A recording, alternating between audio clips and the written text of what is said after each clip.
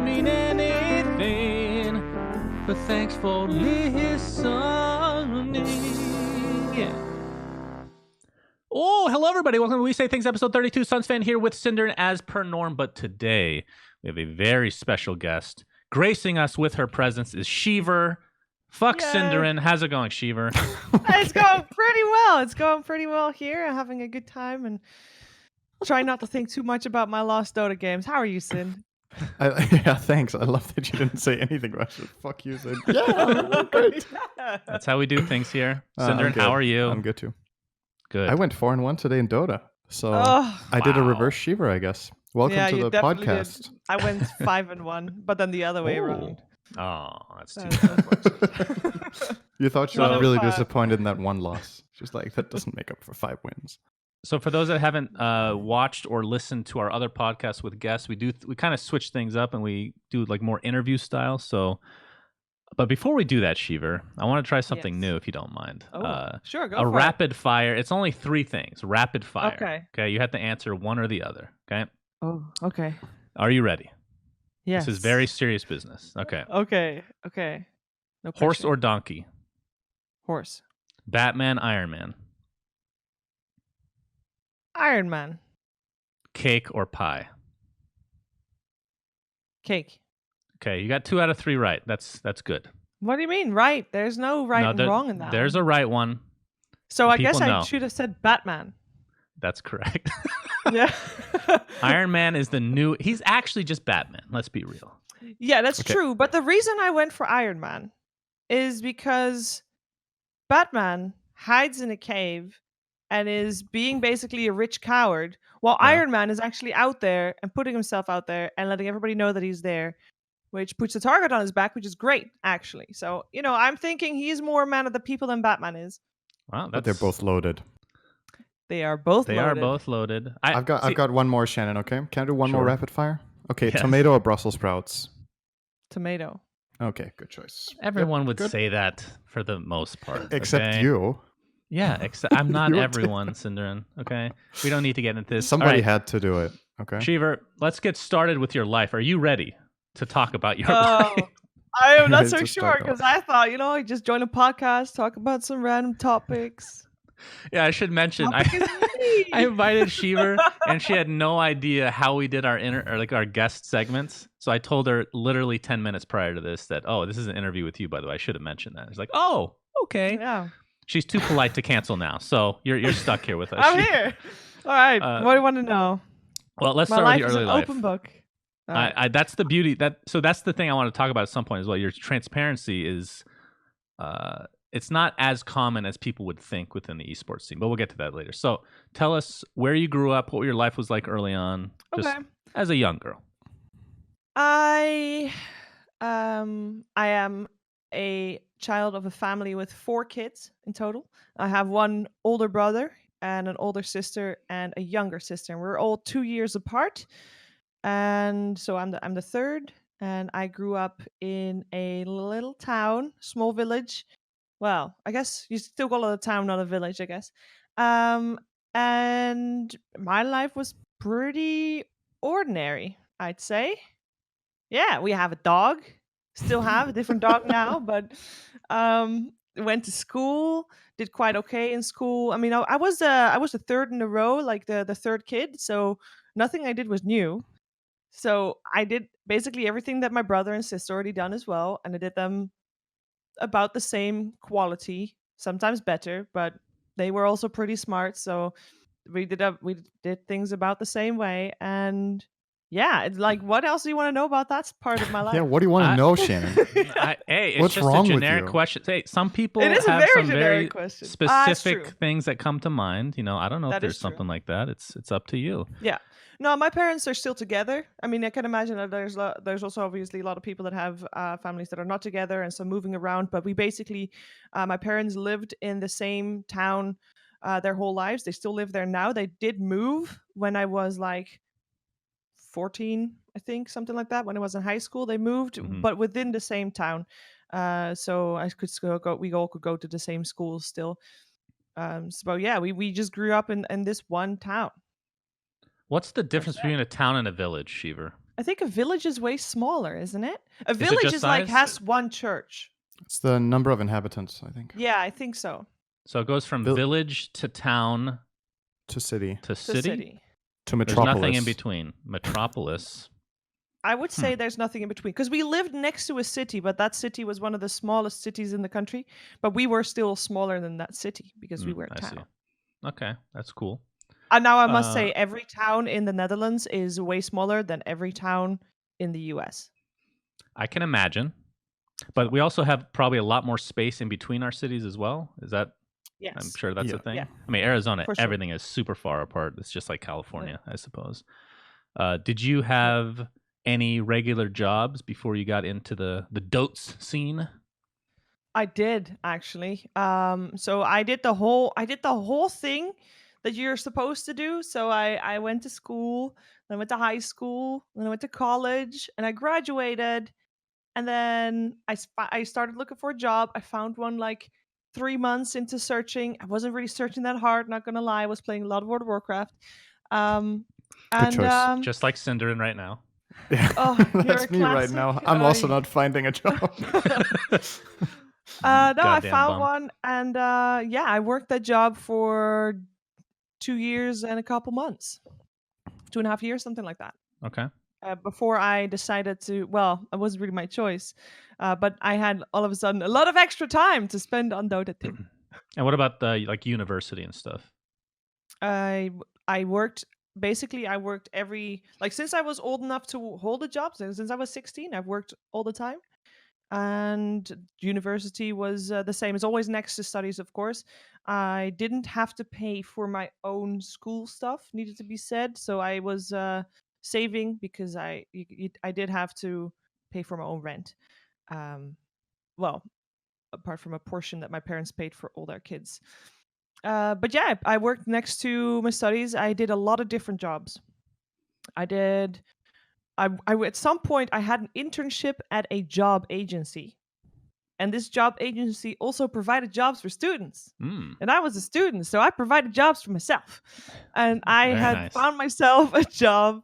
There's no conflict of interest there, I'm sure. This is a great arrangement. No, Shannon, I worked a lot of jobs before you listen.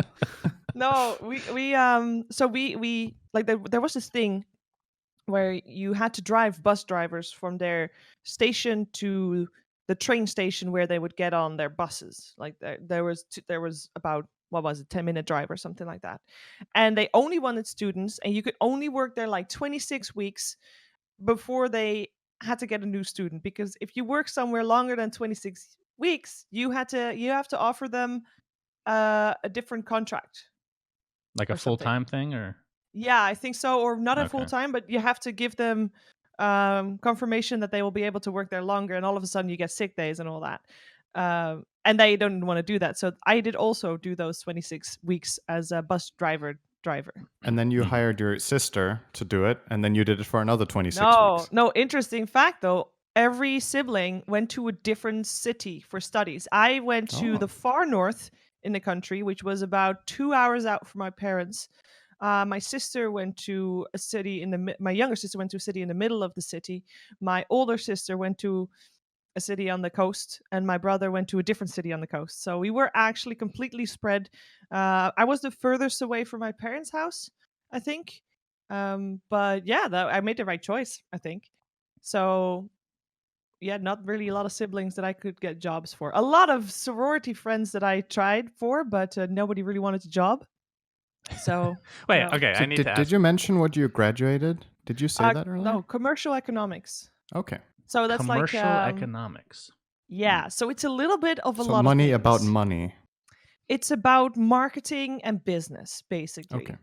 And then a little bit of a lot of things, which basically means that when you're looking for a job, you cannot search for anything specific because your study is not specific enough to search for anything specific.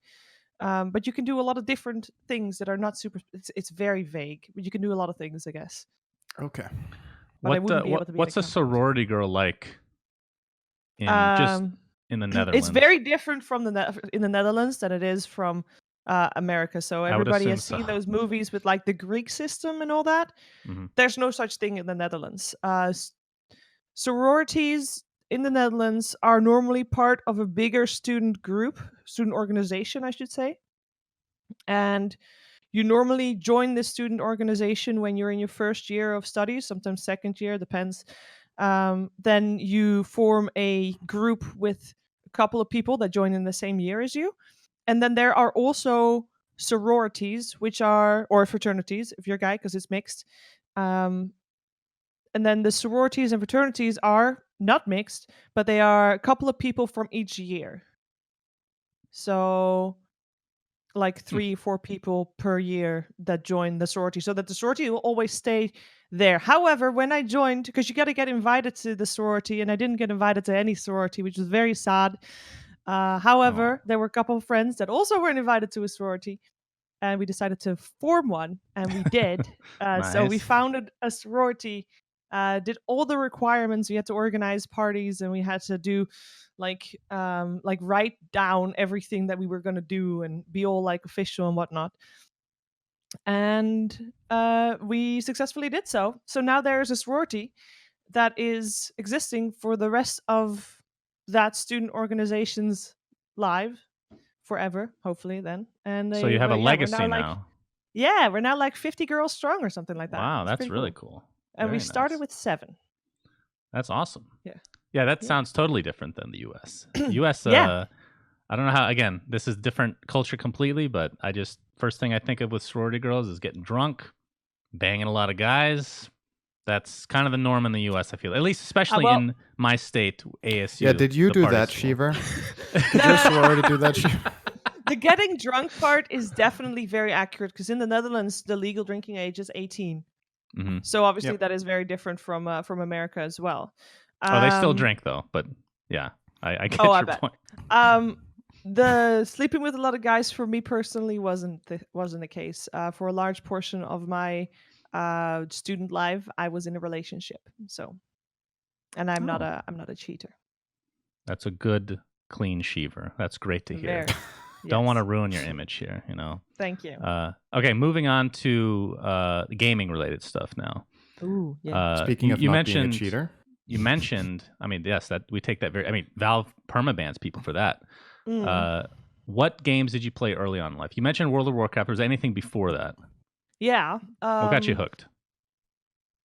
So I don't really know what got me hooked, but I know that when I was in second year of high school, I had a broken leg and I couldn't do anything all summer. But we just got a computer with Windows on it, and this Windows PC, this was our first Windows PC, had SimCity 2000 on it. Oh which was my amazing. God, that game was so good. Holy shit. It was really good. Like, that was our first Windows experience. Before that, we also had a DOS PC, so we played like Lemmings and Snipes and Prince of Persia and all kinds of weird game that I have no idea what they're called. But Prince of Persia was actually so bad, and my brother did it, but I couldn't get over one of the first jumps. I don't know. It was so stupid. I jumped into spikes a lot of the times. But then the first game that I personally bought was GTA 2, I think. Oh, that was a good game. Yep, classic. Yeah. That was great. That's the top-down view, right? At that time. Yeah, it was. It was very expensive at that time as well. It was like it was 100 gulden. We didn't do Gulden. Gulden. Sounds like food.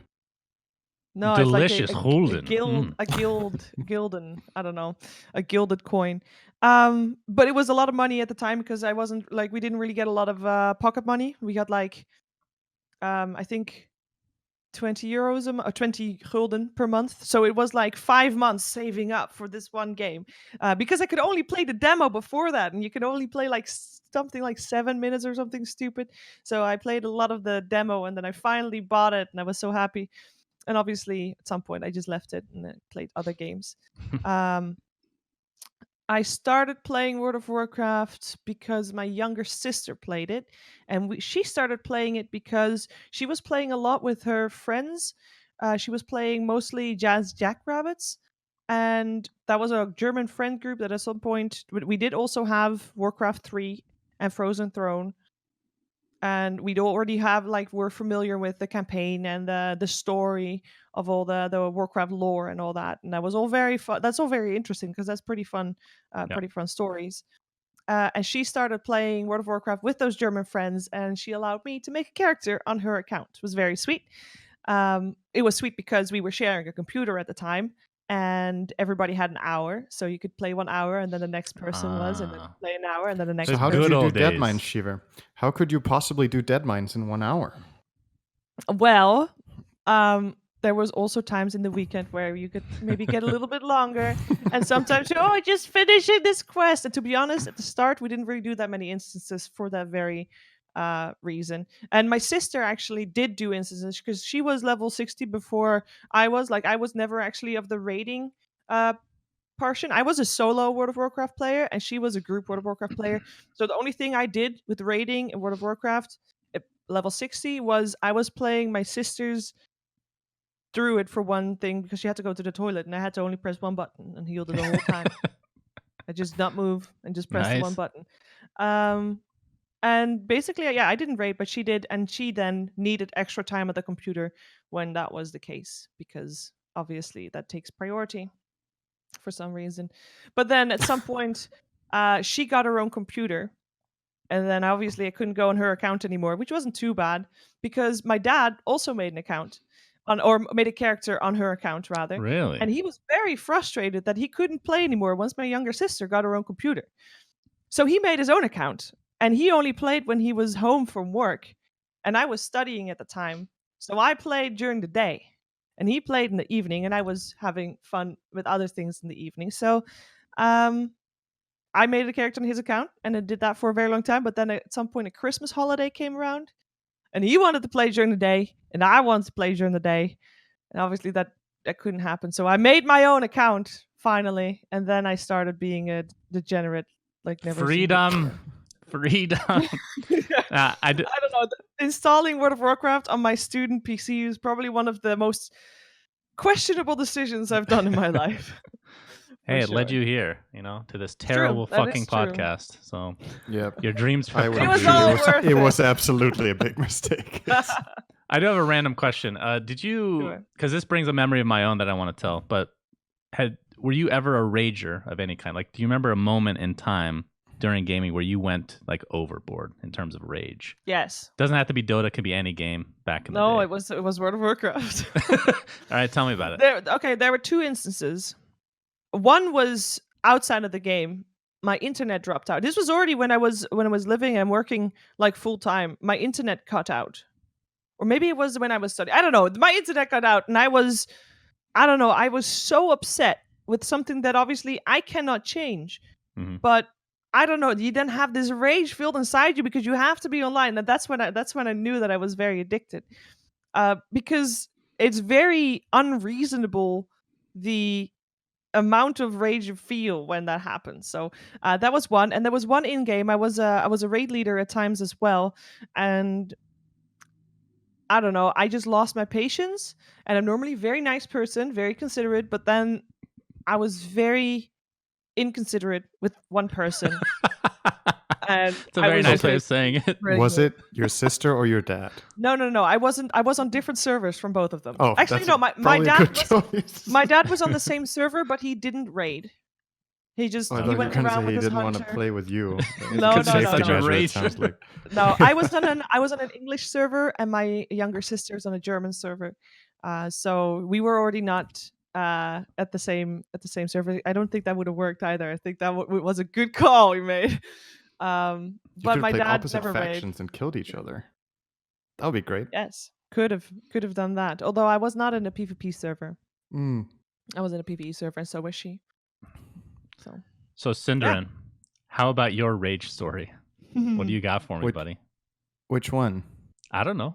If you had to pick one moment, you're just putting me on the spot. I don't know. Well, there's got to be some time in your life. I know you're a robot, but there had to be a time where you raged like way harder than you've ever raged before. There has to be one specific memory that comes to mind right now. If there's not, you were literally a robot. Yeah, because if I can think of one, surely you can think of one too. There is a moment with a previous team, I think, but I don't really want to go into specifics with that, actually. Oh, well, you don't have to. You just have to name them. What I will tell you, I can just call them dog. Yeah. So we can. What we can do is I can explain, or I can how to say. I'll talk about what gets me upset instead. Then, instead of a specific case, I can I can tell you what gets me angry. Go ahead. Change the rules. The only specific time, it's not even that good anyway. So, I know a lot of people rage in games when people play bad or whatever, and that's what really ticks them off, especially in Dota. Like if somebody makes mistakes or whatever, that gets them angry.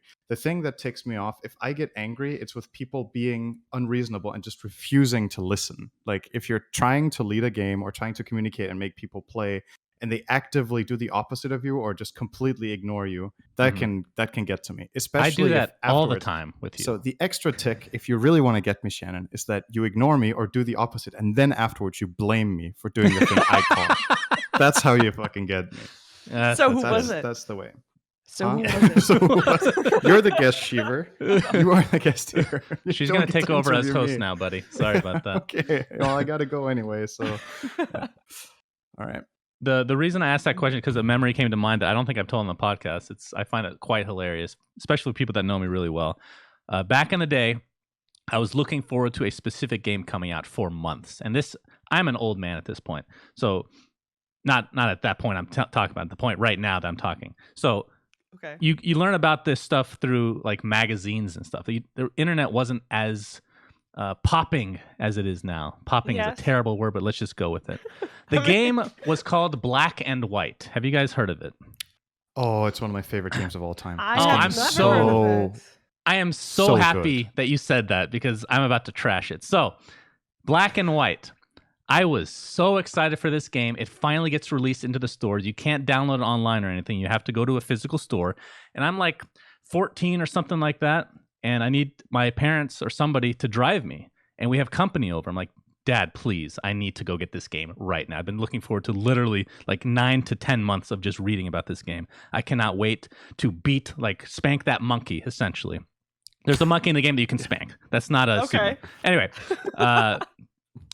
so he's like, okay, we can get to it in like an hour or so. So I'm waiting patiently. Oh God, please, God. I'm like a kid on drugs, like an addict trying to get his fix. This game I've just been waiting for so long. Finally, he says, I'm sorry, it's just too late. They're still over. And I walk away very silently. And I go punch a hole in the fucking wall. I literally punch a hole. Like, I'm like this, if you guys can see on video. Yeah. And I am shocked. I'm in literal shock that my hand and arm go through the entire wall. And I'm just standing there looking at my parents' house. I'm just standing there looking at this hole for like 5 minutes, not understanding what to do. So I end up showing my dad. He has to awkwardly escort the guests out of the house as they walk by this giant hole in the wall. And believe it or not, I did not get grounded because I'm such a good... in my entire life, I've never done anything like aggressive like that ever. I was just so ragey over this game. Ended up buying it the next day, and it fucking sucked ass. What a horrible fucking game Black and White was. That game is one of my favorite games of all time. It's garbage. Absolute garbage. Top 10, at least. You have some terrible taste. How many games have you played in total? Like, is 11. it a 10? No, it's a really good game. I never tried the second one though. Black and White 2 I never tried. But why would you never try the sequel to one of your favorite games of all time? All of the feedback and the reviews and the gameplay that they showed was not nearly as positive as the original. Reviews were terrible for the first game. I mean, the problem with Black and White, not to get into this game, but it wasn't deep at all. Like, it had this cool mechanic where you have this pet, you can like beat him up or pet him nicely. Yeah, exactly. I always chose the monkey because it's the best one, obviously. Okay. But then past that, the gameplay it was nothing. It was garbage. It was like the worst RTS, essentially. Anyway, sorry, Sheever. Sorry for taking over this interview. Okay, but it reminded me of a different game I played. Please. Fairyland? Played that a lot. Never heard of it. No? It was a game in a browser. And it was like, also, it was an MMO RPG. In a browser? But with turn-based games, and you had to have a pet that you leveled up. And I had a very tanky blob. Wow. It was like what a great choice of pet. And it was such an ugly pet, but it was so tanky and nobody could do damage. But sorry, derailed. Shannon, you were 14. You probably didn't understand the game. Oh, Like, goodness. Is it now that deeper than you're- I thought, Cinderin? Now that you're over 30, there's still plenty of stuff that I'm like, you still don't understand shit. You just don't get it. No. So I Like, feel going like back the that long- game did not get good reviews anyway. It did not get good reviews. it was a great game, Shannon. Okay. Black Moving and on. In your own words, shut your mouth. Blasphemy. Okay, Sheever. Let's Yes. finally get into Dota. How did you get into Dota? What was that transition like? So you mean just the game, right? Yes. Yes, start. because I did mention we had Warcraft 3, we had Frozen Throne. So we also had the fun games after we were done playing the campaigns. We're like, oh, what's this button? Battle.net. Don't know what that is. And then we played a lot of different tower defenses. And at some point we also played Dota. And actually played a lot of Dota.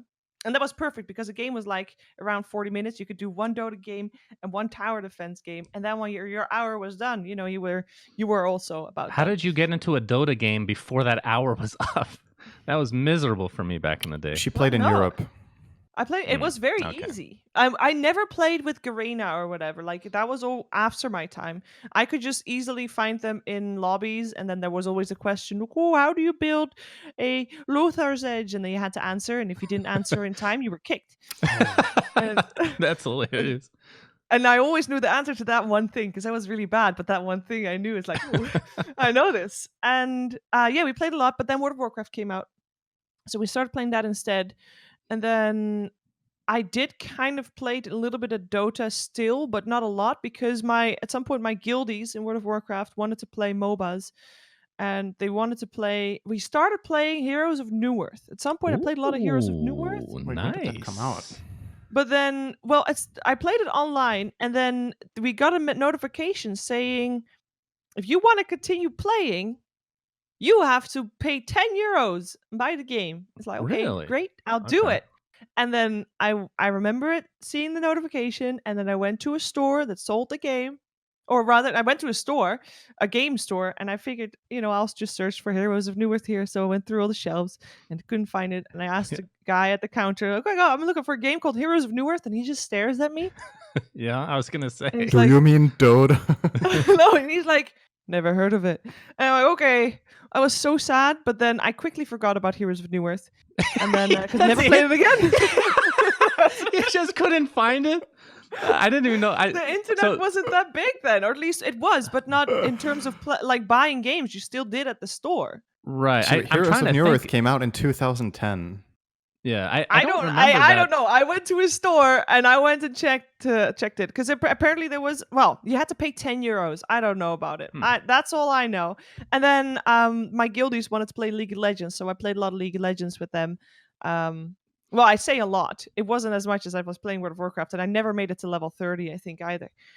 So played League of Legends, and then I heard about Dota 2 coming out. And I was super hyped about that. And I registered, and I was thinking, I'm probably going to get a beta key anytime now. And I was literally waiting at the computer for a while, realizing it wasn't going to happen. Downloaded or reinstalled Warcraft. Heroes of Newerth? No. No, Warcraft 3. Then you Went- found a working download link. Went to Battle.net. Played a game of Dota 2, or Dota 1, rather. Realized, I remember I was playing Ogre, and I was up against a Tiny and a Lifestealer in the lane, which was really weird for me anyway. And you couldn't see which one was the creeps and which one was Lifestealer. And Tiny was so small, and I was so bad. And I decided to not play that. And then because of that. And that's when she got Heroes of Newerth.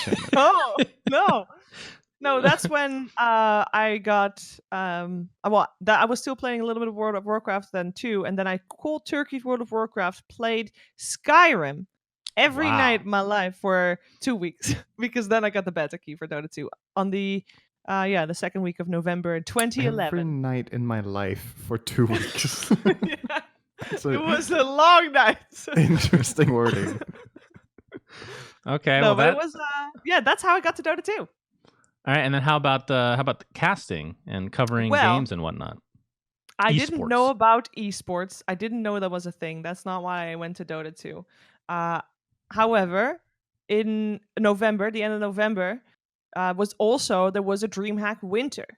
And I was watching that one And I think I was watching the finals and I was hearing Toby and he was casting MTW with Cinder playing Night Stalker. And it was so, like, seriously, it was so cool. That was my first esport event that I've ever seen. And I'm like, That's I'm awesome. going You to never told me this. Yeah, I was like, I'm gonna Oh, that's cheer for funny. MTW, and I'm gonna like. I actually played a lot of Night Stalker games because of you as well. But then, ever since I started cheering for you, you guys just started losing. Thanks, Sheever.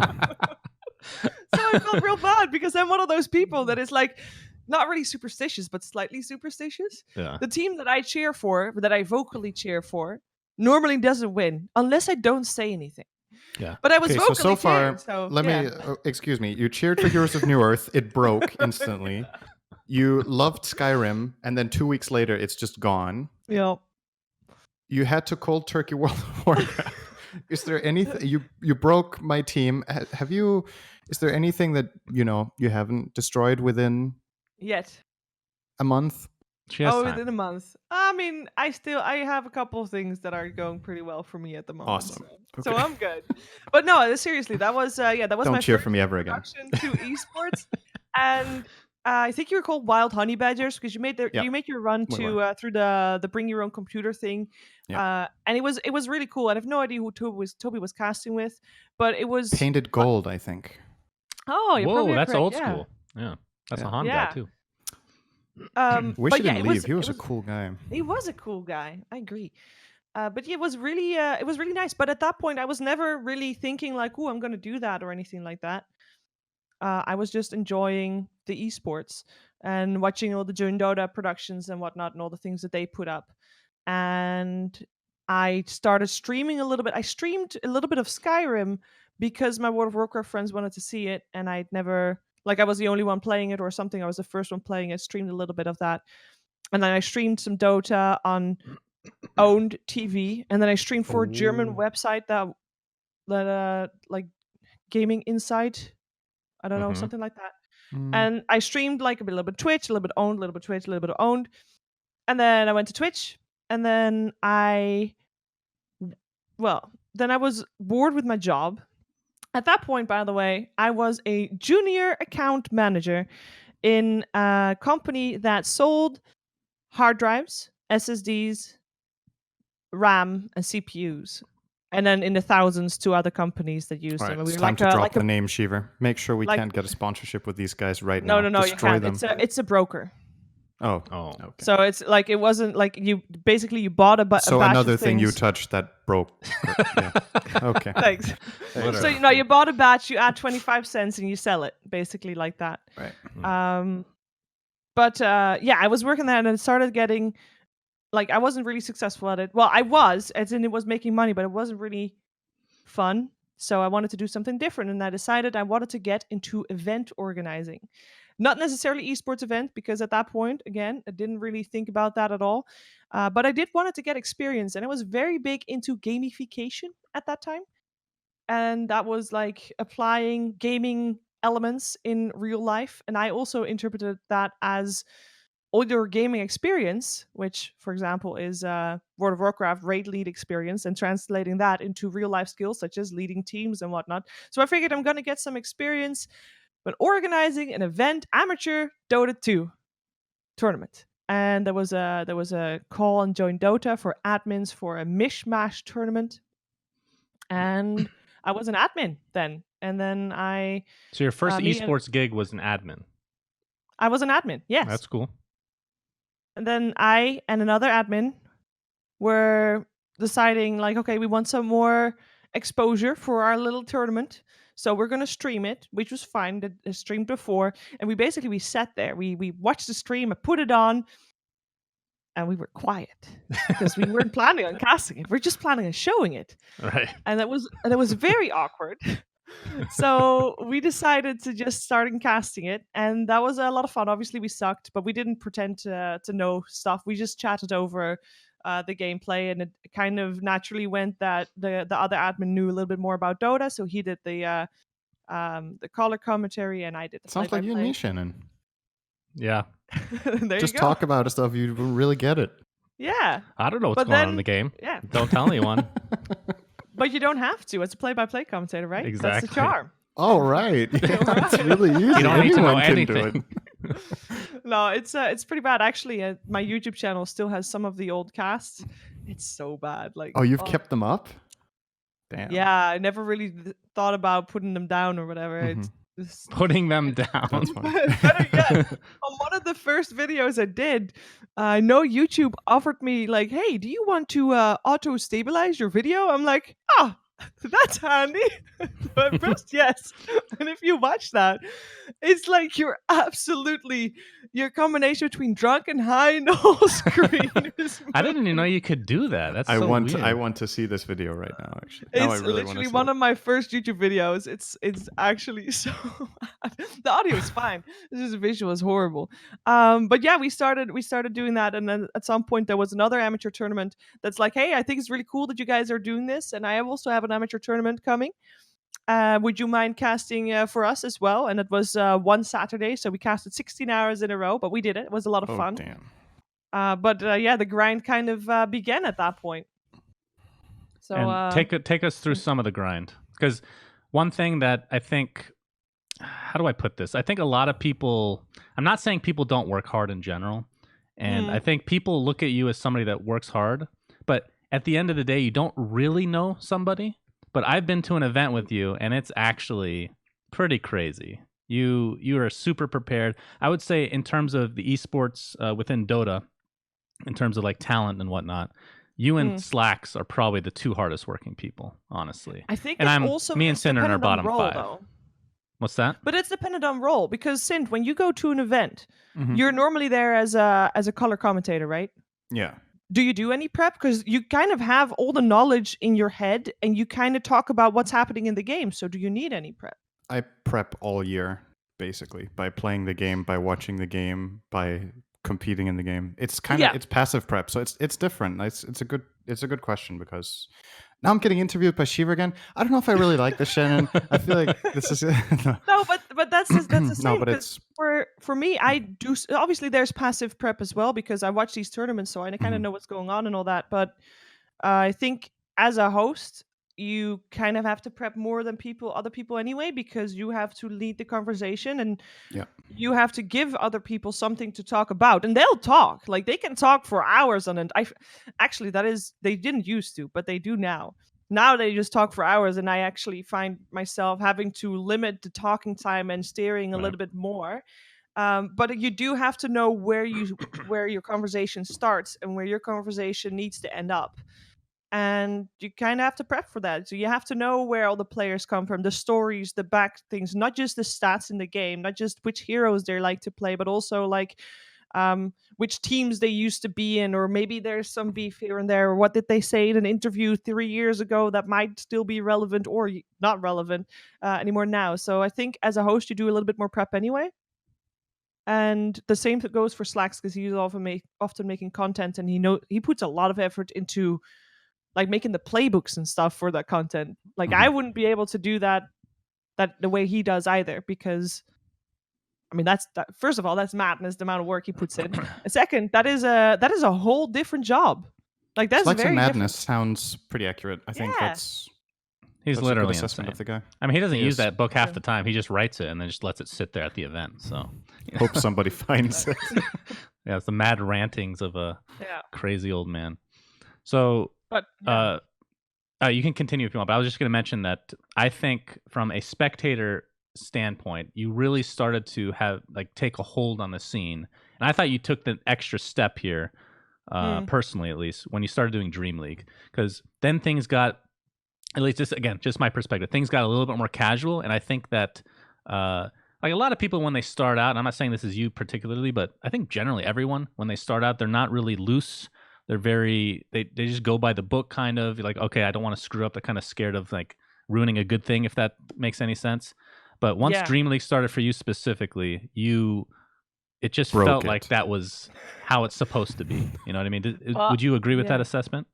Oh, for sure. I think being talent, one of the biggest pitfalls that I definitely fell into a lot, especially before Dream League or maybe even some of the earlier ones, is you go to this event And before that, you're at home and you're streaming on your own channel generally, and you're your own brand and you're your own person. And then you get invited, and that's hype. And your goal is to get invited to more events. But the people that you're competing with are also the people that get invited as well to the event Right. that you're going to.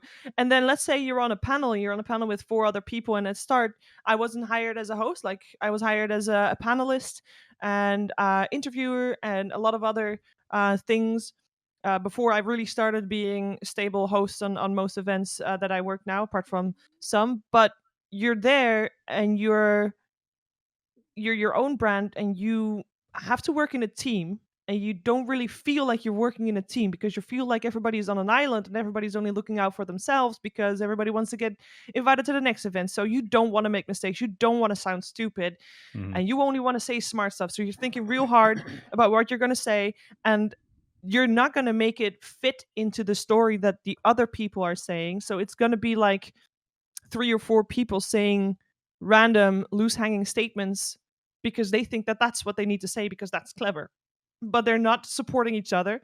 They're not confirming what the other person says. They're not taking any points. Like if you're saying, hey, that was a great play that he made, he did this and this and this, and rather than someone else saying, yeah, that was great indeed, and he also allowed this to happen, but instead the second person has already prepared this point because he was watching the game and you remember that one point. And I'm sure you've heard it plenty of times when someone in the green room is like, oh, I have this great point, but I'm not going to say it because I don't want anybody to steal it. Yeah. Like people say that because not as much anymore now, but that used to be a real fear of people stealing your points, leaving you with nothing to say. Right. And you're basically pitted against each other because that's the way the industry is. But then you're also asked to not have that when you're going to an event and be buddies and be the best team in the world and actually perform as a team. But that performing as a team, I didn't actually get until TA6. They hired a improv person. They did an improv workshop with all the talent like a day or 2 before the event. Oh, really? And yeah, and he was really good with that. Like he made us do, for example, like when you're sitting next to each other and you're all saying 2 words and make a story out of it. So you really got to work together to make the story, funny or whatever. It has to work together. And it's actually like he really made us feel like a team. And it sounds very corny, but that was very needed. Like very needed. I think also since then, Dota events have been a lot better as well. But Dream League for me did the same thing as well, because the fear of not getting invited was a little bit less there because I like working with them and I knew they liked working with me. So I got to be a little bit more me, and I got to let go a little bit of the, oh, I gotta say only smart stuff, and I got to be a little bit more relaxed. And I think that was what you saw develop, me being more relaxed in these scenarios rather than being all like worried that I might say something wrong. Yeah. It's good news, Shannon. Don't need to say smart stuff. You're in, buddy. You don't. Thank but God. that's the We're whole good. thing. I think that's for every talent at the moment. Sure, it helps when you say smart things, and there's people that say smart things and are funny. We can't all be you, Sind. It's the only compliment I'm gonna give. Sheever, don't make it awkward. But no, but I think that if you watch Super Bowl, I watch Super Bowl because the show. I don't watch football, but the show around it is fantastic, and all the people that are on the panel there are obviously ex-pros because the game has been around forever, and everybody that is there, all the ex-pros, there's way more ex-pros than the people that are on those panels, but these are the ones that are entertaining, that are more personality than ex-pro. When they're talking because they're funny and they happen to know their stuff. And I think that's also where Dota will end up going to. You kind of have to be the personality rather than being there because you say smart stuff. You be there because you're you, not because it's not only more people, but also because they take classes. They literally take classes on how to respond to media and stuff like that. That's a very normal thing in traditional sports. And they're less awkward generally because they're out in public. They're not sitting in their room a little caveman like me. They're not some some rat in a hole, but I don't think you're awkward. Also, you are on camera very often, like right now, for example, yes. and you are putting all your content out there for everybody. So I think if you're talking about socially awkward people, you cannot include yourself in that. Sorry. I think in person I am only very you- socially awkward, actually. What are the other things in your camera now that we're out there? There's a blanket. What's that thing in the background? The white one. Is that a cat tower? That is a little cat tower. The big My one. first thing back I here, thought. it's a big My cat first tower. thing I thought when I saw it, I was like, "This fits perfectly with Shannon." I thought that's a bidet. Why is there a small cat This- tower and a big one? Well, this one is for a little sleepy time for the cats in case they want just a little nap by themselves, and then this one is for when they want to feel empowered. So they go to the very top and they fight over it. We've had some cat battles actually where they've fallen off because they're just fighting each other for that spot. Can you move your head a little bit so I can see the screen behind you? What is on there? What is that? That's just Google Oh, Chrome. wait. I know that's Google Chrome. Never mind. Chrome I Yeah, recognize there's it. nothing. I thought it would be cool to put a TV behind me. It's not great. I don't know why we're talking about this, by the way, but No, I love the having it contrast off is awful, so I have to have it on. It Look looks at the better. contrast between our backgrounds. Like you just have everything there, and Sheever's like, "You're on camera a Well- lot, and you're showing your stuff." And Sheever and I is just, there's nothing. It's a wall, Shannon. Hey, she has a closet there. Look at that. It's better than you, Oh. Synderen. Oh, she hides it sure all that away. No. Yeah, I mean, I can everybody slam my has a fist closet. through the wall to make it more exciting if you want. Then you can see something Oh. in there, maybe. Yes, Everybody please. has a closet like this. I bet you. A closet full of wires Oh yeah. and things you don't 100%. need, a but you bit of stuff. gotta keep them because just in case you might need them someday. Synderen, if A I talk MacGyver about how closet. bad black and white is, will you punch a hole in your wall for me? Nah, I don't think you could get me angry, Shannon. Actually, we've That's gone probably through true. many episodes of A to Z where we have taken turns at being Yeah. horrible, and I was always keeping a leveled head with you. So That's true. But I now appreciate that don't you've think you can said get what angry. really gets under your skin, I maybe can you should concoct give a it another plan. go. he can try. Yeah. Now, but the thing is, Shannon can't stoop to that level. I think. I just don't think he can. I can't. I You I can't- think sure? that's You a can't- challenge. You can't make yourself that stupid and not laugh at it. I'm sure that's you fair. can't. That's You probably actually That's true. fair. I mean, what if I Yeah. mute my mic and just type? It's probably too difficult. Then We I know each won't- other too well. I know it's you. Like I wouldn't. but if you it's not don't know it's believable. me, I can maybe do it.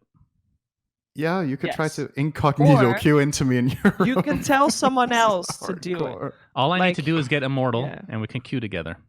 You will Yes. never know it's me. And then So I'll be Sheever- like, sure, I'll queue with this Or immortal guy. I you don't know. hire an immortal player, Yes, That's- I can pay that's the money to game. ruin your game, Synderen. a That's real something. life actor. Thanks, Sheever. Break it again. Keeping up the streak here. It's awesome. Sorry. So getting back into your the esports side of your life, Sheever, what Here. if you can?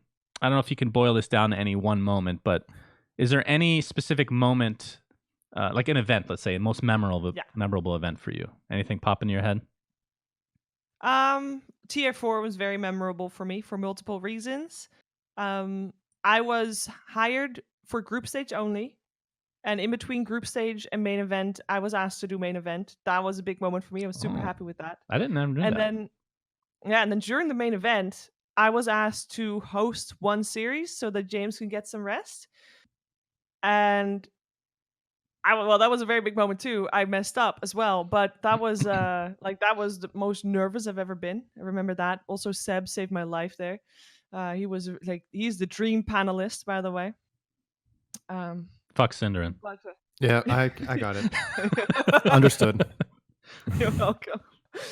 But I think TI4 was super impactful for me, just on a personal level, because it also was the first event that I ever hosted something, Mhm. and that kind of got me into hosting. And then the same can be said for TI4 EU Hub, because that kind of got me a lot of camera time. And I think if you search Reddit for threads about me that are not about cancer, then you can find most of them come from EU Hub, and shout outs for that. And that was really cool for me. That was a very defining moment. And the first invitation that I got to TI2, that was as an interviewer, that was really cool as well, because that was the first time where there was a little bit of maybe I can make this into a job. I wasn't getting paid for that, but maybe I can make this into a job someday. So Wait, that you was the first time where You weren't paid for that wasn't TI2? official. That was not an official Valve. Oh, okay, I was gotcha. there for a website. Now, you just reminded me of something that you brought up during our, I think it was Steam Remote Play where we talked about this, where we Okay. met, and I have zero recollection of this. It Oh, makes me yeah. look like a real giant douche, apparently. Doesn't sound like me at all, but if you'd like to tell that story to embarrass me, by all means, Sheever.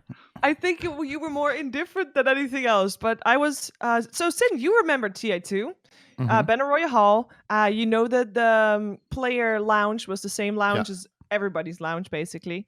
And right at the hallway there, that's where I met Sunsfan. I think I was just done with an interview, and I don't know how we got to talking. And I was saying like, yeah, I'm here doing interviews for this website, blah blah. And it's like, oh, why are you here? And, and he's like, well, yeah, I'm here for, I'm here because I got invited because I do, I think it was Dota Cinema at that point as well. Yeah. But I had no idea what that was because I wasn't in the Dota esports scene for a very long time. So I'm like, oh, okay, cool. And you're trying to explain more about what it was you were doing, and I had no clue. And you just blanked and like you didn't know what to do. I think we just walked away. Well, you missed the It part was where a- apparently I was. What? How did you explain it last time? You said that I thought It's you would. very vague. I expected you to know who I was, or something like that. Yeah, but you did expect me to know who you were, but I don't know how you made that clear. You're so full of yourself, Shannon. That's so weird because I know Man. people look at me like that. I understand that's my image, right? I understand like the Team Sunsfan thing. There's many little details that I can go into why that video was made and things of that nature. I feel very strongly that I am not that person, but I come you off that probably way. weren't, You know? but you probably came off that way. Because Yeah. obviously I know you now, so I remember it being you because you said you were Shannon from Dota Cinema, and I just gave you a blank. And he's like, from the YouTube. And I'm like, yeah, I don't know. Oh, That's so good. It was just a very disappointed. Oh, I don't know. It was very random, and that's the only reason because I met a lot of people at TI2, Mhm. but that's the reason I remember meeting you because Very you were memorable. It was in between myself sneaking out like 10 or 15 Snickers from that room. Oh my probably was. God. because I know Oh, so exactly good. where we were talking as well. I have zero I was recollection. on my way in, and you were on your way out. Shannon, you do make for really memorable conversation with people when you just walk away in the middle of it. It's like, it's very memorable. I'm awkward. What can I say? Oh man, that's awesome. Like it's That especially bad when I'm sounds- talking that's to so people that funny. like even now I'm 34 years old. I can barely have a conversation with a normal person. If it's esports or gaming related, I can hold a conversation. If it's outside of that, I have unless it's basketball, I got nothing to talk about. I'm just going to stand there awkwardly. I'm still that guy. But glad our encounter was very memorable for you, Sheever. Wow. Talk about food and drink, Shannon. You've got a That's lot true. there, too. I've gained a We lot have of a lot weight of- since then, so we can. That was not really I'm the an point, expert. but you. I'm now an expert. So you can't be an expert until you gained a lot of weight, Cinder. Just remember that. Right. Um, Well, I'm getting there. I'll get back into Dota soon then. There were great cookies there, by the way. Oh God, there. I like ooh. those. That was back when the players and talent, everybody was in the same room, and the players hated it. I would eat a Snickers right next to Dendy while he's just trying to watch the game peacefully. Hey, it's Yep. good, Dendy. Anyway, what is the craziest fan I experience? got great that you've had? Snickers here, right? Delicious Snickers. Do you guys have this in Ukraine by any chance? Craziest fan experience, Sheever. What do you got? Craziest fan experience. In real life? Whatever is most interesting, I guess. Could be anything. Well, there's a couple that are very obvious and not very interesting. Okay. I have signed some weird stuff. Ooh, it was crazy and very nice as well of someone giving me an in real life donation. Just an Really? envelope of money. Wow. That is very interesting. And I knew the person too because he was one of my stream viewers, and he's a really nice guy. That was like I was not expecting that, obviously. Yeah. And it was very surreal because it was very surreal. It's odd. On the envelope, did he write an emote by any chance? Like No, long don't written? think so. No. Okay, that would I have been think no. perfect. I've signed boobs of both a guy and a girl, actually. And for the I girl, have not signed a girl boobs, but I Well, have signed guy boobs. girls I out signed a there, forehead. next time you see Sheever, pop it out. Let's get that going. Let's get that going. To be transparent, Nikki, my girlfriend, took the picture itself, so it wasn't weird or anything. I mean, it was kind of Okay. weird, but I it mean, was that fun. sounds pretty weird still. That might make it a little weirder, actually. Now that I think about it. All right, moving on. Moving on. Tell me about how you and Owen met. The great ODpixel and Sheever. Well, we first met in a Dream League where it was the first Dream League where league play was going to be going on for like 8 weeks or something, and they Oh, yeah, it put was so long. me and Shane and ODpixel up in a house, and they gave us a little car that I drove everybody to the studio with every day, or like 4 days, 5 days a week or something. But that was Sorry, his first casting gig. What this was before TI what? I vaguely remember. I just can't remember what 5. TI. It was before TI 5. Okay. I think so. That sounds Yeah, about it was right. before. It was Yeah. before the one before TI5. Yeah, it was Owen's first casting gig, and we all got computers there as well. So we basically were streaming there, and we lived there for 8 to 9 weeks during the league play, and it was a lot of fun. Like we had a great crew to work with as well, with Draskell and Lumi, and obviously Scriffin Whippers and everybody there, and it was a lot of fun. But that was purely platonic, and there was nothing there at that point. But it did, obviously, you get to know each other when you live together, and nothing happened really, and until like I think 9 months after that. Very specific. Wow. But no, Okay. So the I think seed was around November, planted, so to speak. Somebody Yes. had to make that joke, right? I guess so. I made it obvious. Let's talk about gaming or basketball instead, Shannon, shall we? How about them Suns, guys? Woo! Woohoo! No, I think November, December 2015 was when the spark hit. Okay. Was that an event, So- or we don't need to get too specific? I'm just No, Like- that was after. That was between events. That was after an event. There Okay. were 3 events in a row. It was a Frankfurt Major, then there was a DreamHack, and then there was a Summit. okay. And that was all in the span of like 1.5 months or something like that. And those 3 events, between those 3 events is where the spark hit. So because we didn't really start counting properly until we started counting in New Year's. Mm-hmm. That Okay. like from 15 to 16, and I think there was another event there even, because I think that's when there was a Mafia LAN. So we had a lot of events in a row where we were both at, and that's kind of when we started counting. That's Our awesome. relationship. It's Makes it so- easy is to that remember your 5 anniversary. years? Yeah, that's true. That's not, New Year's. No. Or that does is, it? Is it the 4 years. 31st or is it the 1st 4 that's the years. anniversary? We were in an airplane. Doesn't matter because we were in an airplane. Well, when I you celebrate don't it even now, know do you which- celebrate your anniversary on the 31st We or on don't the 1st? celebrate our anniversary. Oh, that's also fine. Do you? We don't Yeah. either. I Oh, don't well- even know. I literally have no date. We had to make one up because we There have you no go. idea. Well, that's Okay. kind of what happened to us I as think well. We're like, that's- New Year's. Pretty common, know. really. Is it? Okay, good. Okay. I didn't Isn't think it was it? common. I don't know. On I feel like television, like- everybody's always going on about anniversaries, though.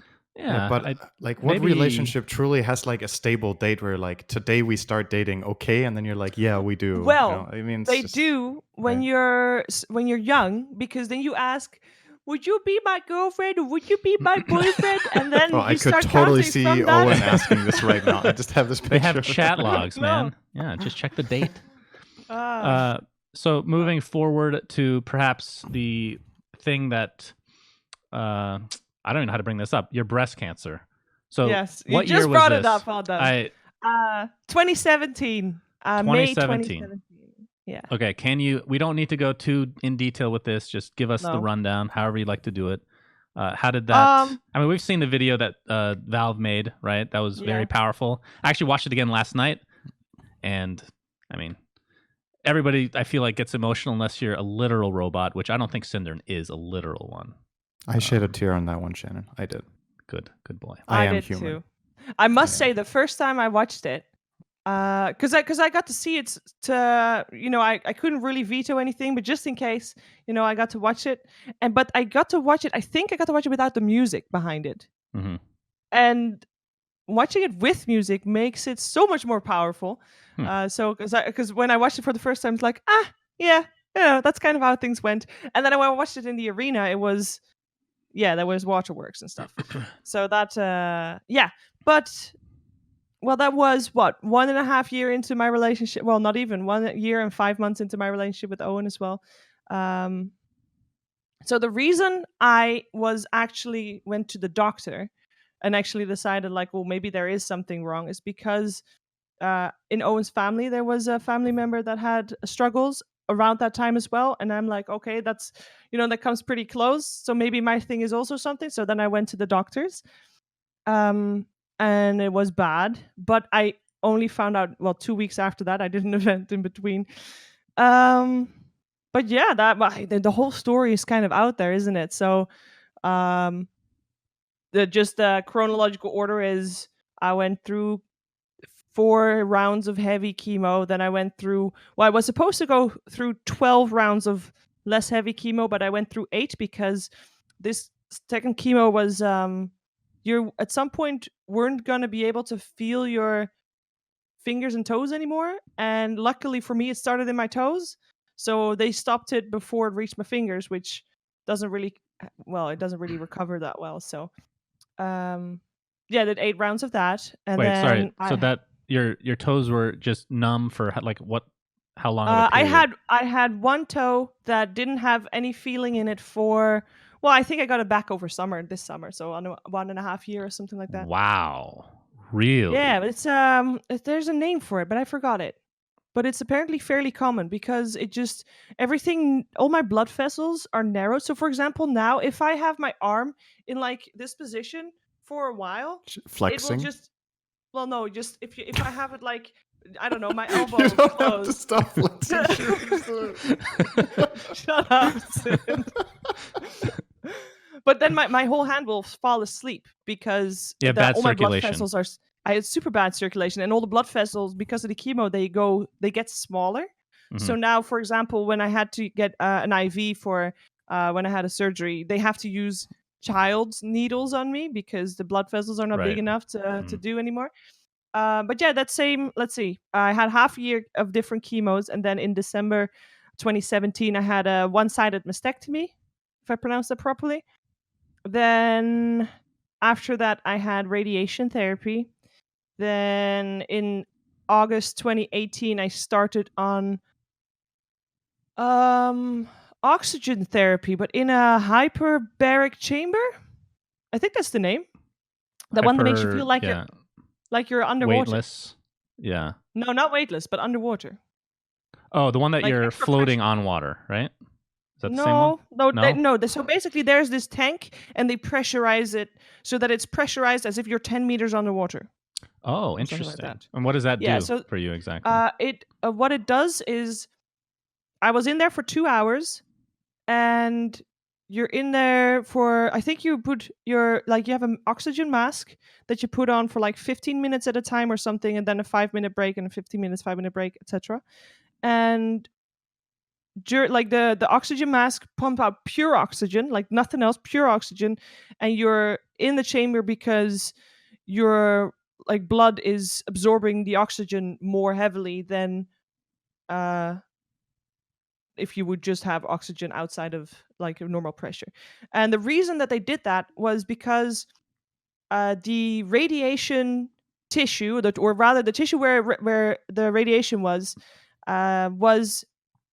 so it basically, what it does, it ruins the cells, right? So that's what radiation does. It ruins the cells, and then those cells are damaged, and there's some that are permanently damaged, and then there's some that are partially damaged. Now, the cells that are partially damaged, the way that it's damaged is that when the cell makes a new cell, this cell will also be partially damaged because they'll copy like that. So it will eventually, all the healthy cells will go away, and then all the cells will be damaged cells. Unless there can be more oxygen coming into the cell, which gives the cells a better chance to heal. I see. And just like a snowball effect. Yeah, and therefore all your cells, when they part, they will be more healthy cells than they were before. And for that creates, because the damaged cells create scar tissue. And if I wouldn't have had the oxygen therapy, I would have just scar tissue growing, spreading, if you will. And now it shouldn't. At least that's what we're hoping. And also the scar tissue spreading causes pain spikes. So the oxygen therapy took that away. And the good bonus was that it got extra oxygen in my blood, and it worked for like 9 months after that or something like that. And that allowed my surgery that I had in December that year. That was a very big one. That allowed my wounds to heal better after that surgery, or faster, it's supposed to be. I see. And Hmm. so in yeah. terms of chemotherapy, because again, from the people that my mom went through breast cancer as well, people that I didn't get to see this firsthand because I think I was out of country when she was going through it, but they always say everyone reacts differently. I feel like Yes. from a layman's standpoint, that doesn't make sense to me. I feel like everyone gets sick, but to varying degrees. Is that more accurate, would you say? Yeah, that is way more accurate. I think so. Every different cancer has different chemotherapies. I had, by pure unfortunate happenstance, a friend that got told she had cancer the same day as I did, and she Really? had I think she had either Hodgkin's or non-Hodgkin's, but like a very different style of cancer. Luckily, 69% survival rate, which is very good for her. But her chemo, however, was way more intense than mine. Like, I, for example, during my entire chemotherapy, I had never had to throw up because of the chemo. And Really? that is Okay. very unusual, because I know she she had to throw up. She had the mouth sores that are very common as well. Didn't have those either, which I partially credit to my toothpaste, which I still use because it's salt based and you're supposed to rinse with salt, which is disgusting. But I didn't really do that much. But I did brush my teeth. But like, everybody reacts differently. So also, because there's different degrees of chemo and different variations of chemo and stuff, some are just a lot more heavy than others. Some people's bodies are just able to deal with it better than others. For example, your liver is the one that has to process all the chemo. If you have an amazing liver, you might be a lot better with dealing with the chemotherapy than if your liver is just a bit slow, because Mhm. it's in your blood longer and your body is taking longer to process it. I did have one of the chemos I remember having. I was also on antibiotics because I was also having a uterus infection at the same time, because your immune system does go very low. Uh, and I do remember that chemo being way heavier because my body was already busy doing other things, Mhm. even though it was obviously the same chemo as the one before that. And obviously also, it gets worse as time goes on because your body gets weaker and weaker, and they'll pump in a new one before you're recovered from your previous one. So that was So yeah, for it's you, was it different. just like it was draining, I'm guessing, like not a lot of energy afterwards? Like what were some of the symptoms for you specifically? So my chemo was always on. The heavy chemos were also always on the Thursday, and the first one they also give you steroids, and they give you also medication for at home for the first 3 or 4 days. I think 3 days, where you take steroids every morning, a little bit lower every day, but it helps you basically kickstart the day a little bit. So I would sleep terribly the first night. Like, there was really no real sleeping. It was more like, think fever dreams. Mm. But yeah, you're just awake, tossing and turning, and you're sweating like a pig, and which is very annoying because, well, you know that's gonna happen because it's chemical sweat. So after every first chemo night, you have to wash your bed sheets because that's literally chemicals that you're sweating out.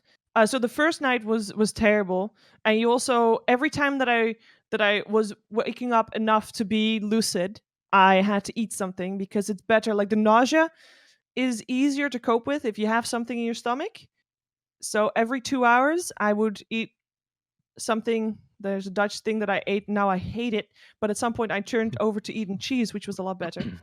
Something fat in the stomach Wait, what? actually We need helps to out. know what it was, Sheever. Was it like crackers or I something? don't know. No, it was like, we would call it an egg cookie, but it's not really an egg cookie. Egg cookie.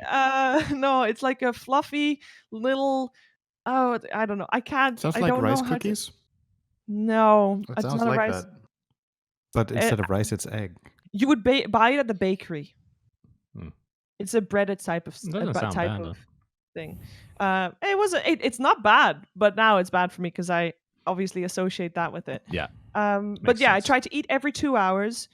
I had a lot of support from my family, and that was very great. Which, my family member, there was always someone with me during all these times, so they would make me eggs, because eggs are very good. Because obviously, I say obviously a lot, but you break down, like, the chemo breaks down cells in you, and it breaks down the tumor cells, which is great, but it also breaks down healthy cells. So you need to have, like fuel and food that help build up those cells again. And egg is a protein is very good for that. So a lot of eggs were eaten. Did you have to stay away from carbs at all or limit them since they provide no nutrients? I don't know if they even go into detail with you on that stuff or not.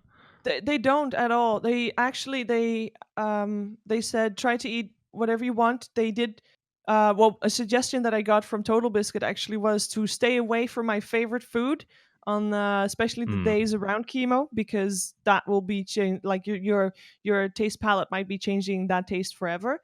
But they told me that I could eat whatever I want apart from grapefruit. Not allowed grapefruit. Grapefruit is too healthy and breaks down cells too fast. So a lot of medication actually you're not allowed to eat grapefruit with because it breaks down the. Remember where I had that on the list, Shannon? Yep, it was your least favorite fruit. Another good reason, right there. Another good reason. Too healthy. No, it breaks down a lot of stuff. No, I gained a lot of weight because they give you loads of steroids, which makes you also hungry, and you kind of have to eat every 2 hours. The more the better, because you're literally having to strengthen up, and the only way you're strengthening up is by eating. And we did a lot of walks, which helped a lot as well. But we couldn't walk yet for the first week after chemo because obviously that takes a while. And I would say normally, I remember the first day I had my heavy chemo was the Thursday. The Friday, I was like, oh, this is not too bad. I'll stream. Oh, yeah. I played one game I remember it was a game of Crystal Maiden. And I won, but I was feeling so bad. So I stopped instantly afterwards. But after that, I think I started streaming again on the Mondays after chemo. So it was 3 days of real bad. And then I would say it got worse as time went on. But that's normal. And then during the less heavy chemos, I was able, those chemos were on Tuesdays, and I was allowed and able to fly on Wednesdays, allowing me to do events from Thursday, Friday, Saturday, Sunday, coming back on Monday, ready for chemo on Tuesday again, because they were weekly ones, and the other ones were 3 weekly. Wow. So yeah, that's no, I ate loads. That's hardcore. Yeah. So you had most people would just not.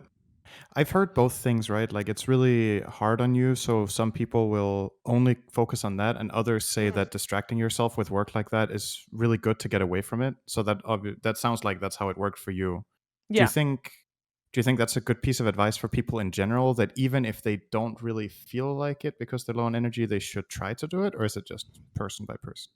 I think it's person by person as well, but the advice I would give is, even if you don't want to walk, because I think walking is the thing that helped me most.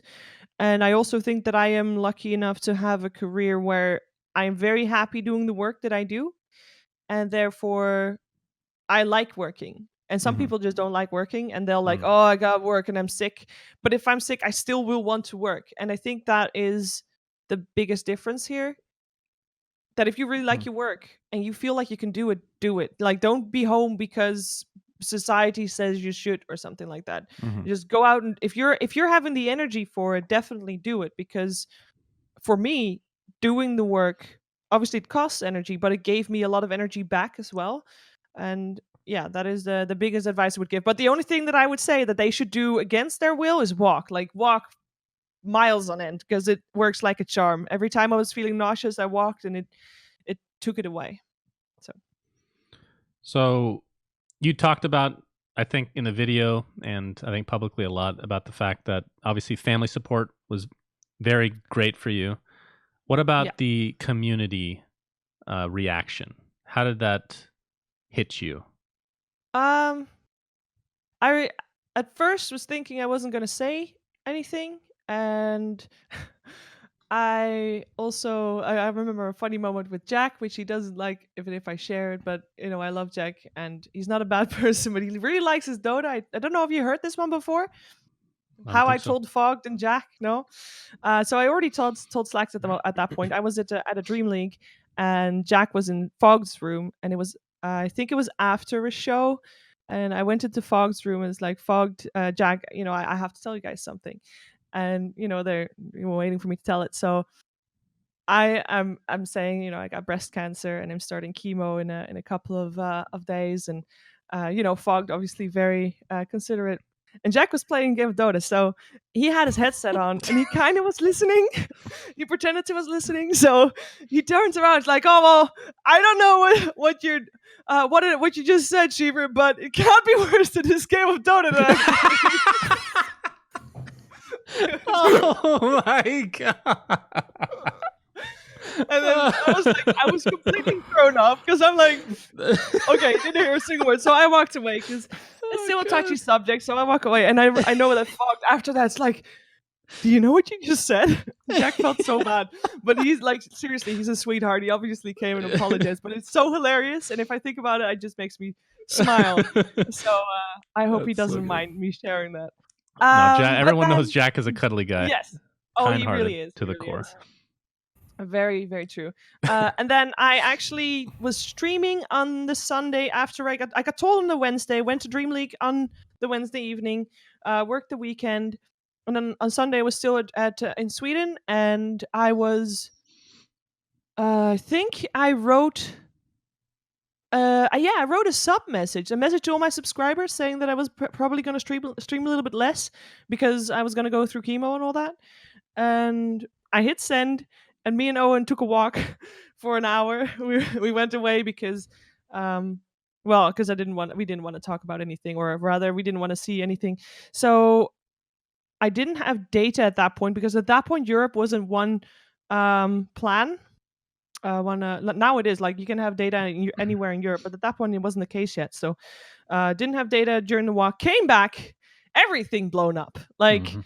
I remember Reddit mods trying to contact me because they heard rumors and they obviously don't want anything on the front page that is not true. So they first tried to get a hold of me to confirm.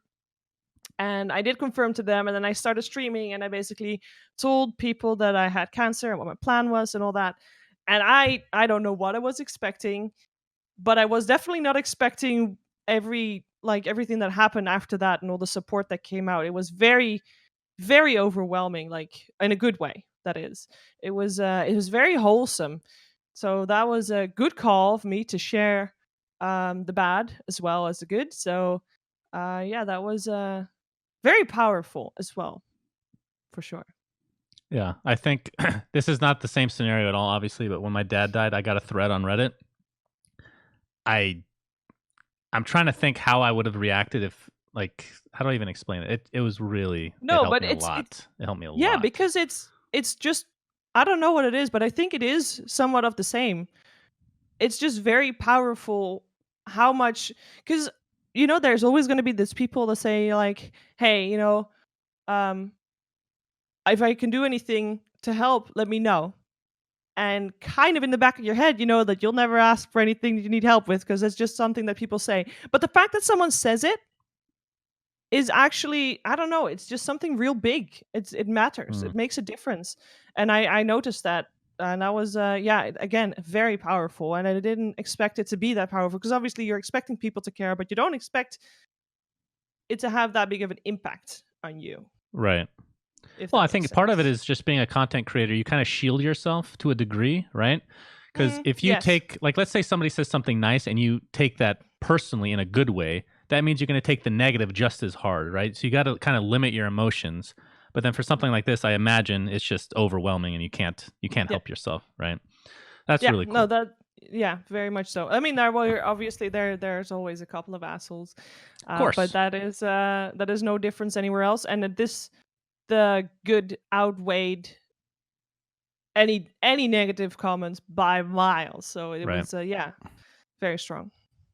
Now, I guess we can finish this topic up about your recent tweet and how things have been going, because I think there's some misconception on what you were talking about. So yes. So my tweet us. was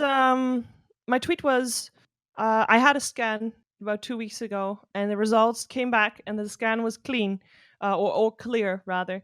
And that is really good news. And I shared that good news, and mentioning with it that it was a yearly scan that they do because I'm at risk, so they need to scan me.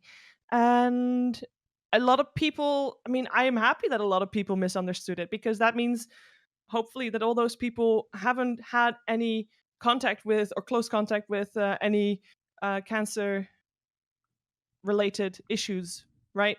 Mhm. Because, well, again, every cancer is very different. Some people do get in remission. Some people, well, the main thing is, once you have cancer, nobody is ever going to be cured from cancer. You're basically playing the odds. So for my cancer specifically, because they can measure everything out and they've got this whole spreadsheet, and at that point it just comes down to basic math.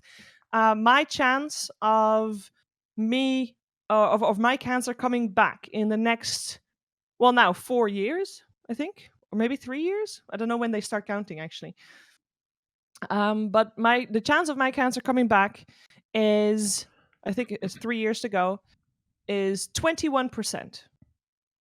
And if it does, it means it has spread, and there will not be an end. Well, that will be the end.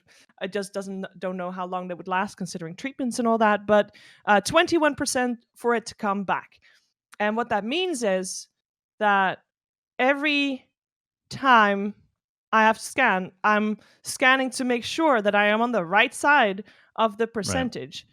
And when I'm on if I would be on the wrong side at any point, the scan is one of the only things that could potentially catch it early, because it might start with a muscle pain or a bone pain or a cough, or it depends, because the thing is, they killed the tumor. Mhm. Tumor is then removed, so that is all gone. And then they radiated as well, so the whole area is kind of like dead. But what they cannot do is remove or scan for individual cancer cells. So there might potentially still be some floating cancer cells out there in my body. We don't know. My lymph nodes were clean when they took 2 out.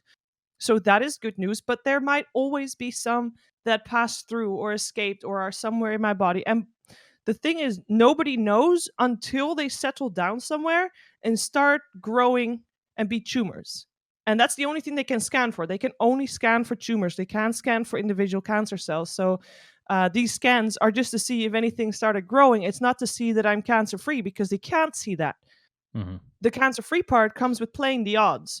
If in 3 years I have not had it come back, then I was on the right side of the 21%. But then the percentage changes, because they do percentages for 5 years and then for 10 years. And to be honest, I haven't looked at what my 10-year survival rate is, because oddly, frankly, it's depressing. So that basically is every scan again. It's great that it's clear, but it doesn't mean that I'm cancer free. It means that I'm tumor free. Right. Mhm. And is this a So yearly thing for 10, like how many years in I theory would you? think, well, I think it's in the Netherlands. They also do it partially for my own peace of mind. I think it's not because, yeah. So I think it's every year for as long as I want it to be, for every year. And I kind of I see. I want it every year. I could I do mean, a is there a mammogram as well, but sorry, is there a downside to, like, why can't somebody, again, this is somebody that doesn't have that much information. Why can't oh, somebody go in yeah. every month? Is it Um, bad for I your think body to get these scans constantly? for an MRI, it's bad for your body, because I think it's got some radiation that comes free when you Mm. do that. But from what I read, there recently was a news article. The main downsides of an MRI are it takes 30 minutes. It is uncomfortable to lie in. It makes a lot of loud noises, and the waiting for the results can be stressful. AKA, there's really no downsides to Ah, it. okay then. It's because I do get waiting for the results. If you do a mammogram, you basically would know straight away if something is seen or not. Mhm. But if you're doing an MRI, you got to wait for like a week or something like that. So And I'm yeah, you guessing the got to wait healthcare longer. system for you is probably infinitely better than the US, as it is Most everywhere in likely. Europe. Yeah.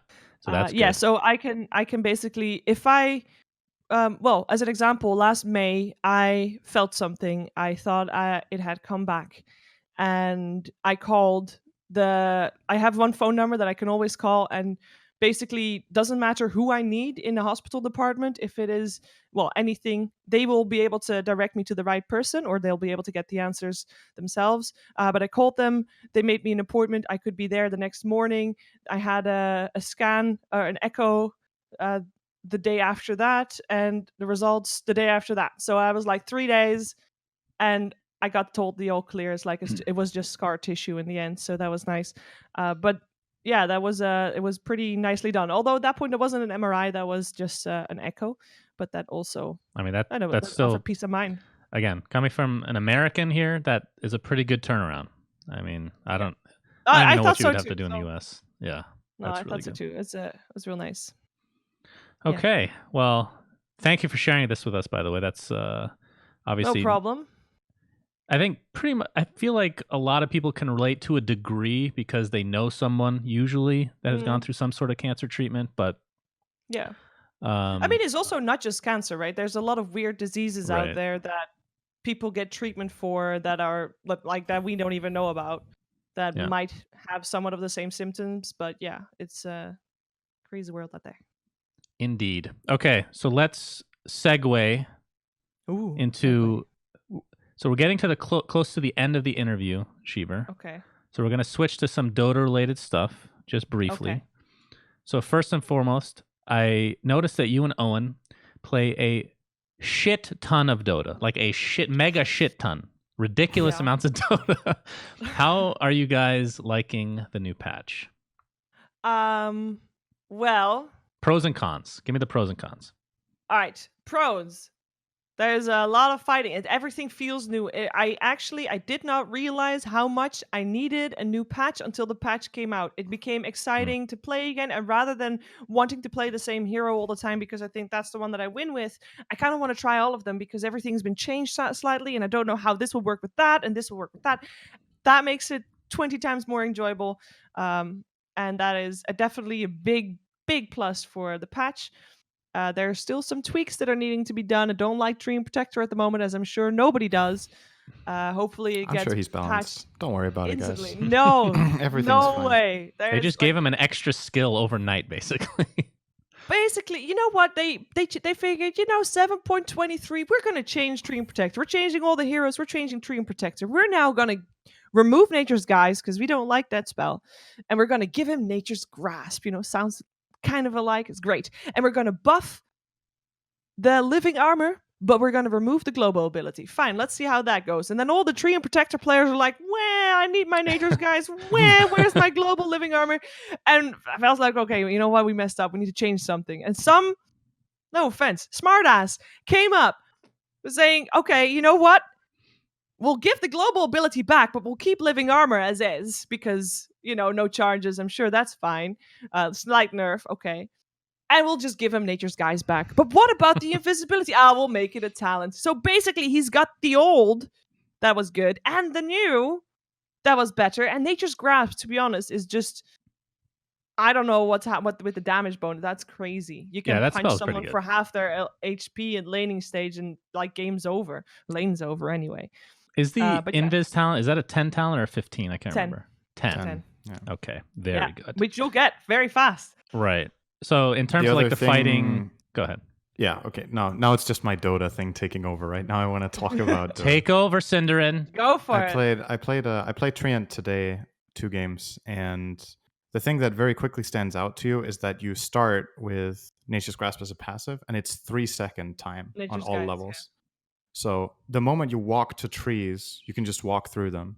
And if you take damage away from trees, you're unable to walk in trees for 3 seconds. But if you haven't taken damage in the last 15 seconds and you run in the river, you can just walk to a tree and walk through it instantly. There's no fade time or whatever. No cooldown time. The old one, you had to go to the trees and then the counter would start, if you remember. So the new one is arguably way better than the old one. The hero's just incredible. Okay, that was that. Yeah. So don't worry, he'll get nerfed. In terms of like the fighting and all that. Oh yeah, please, the new heroes. Have you played them? I play Snapfire. At the moment I don't like that she is just her ultimate. Her ultimate is amazing, but the rest is like, okay. Better cookies.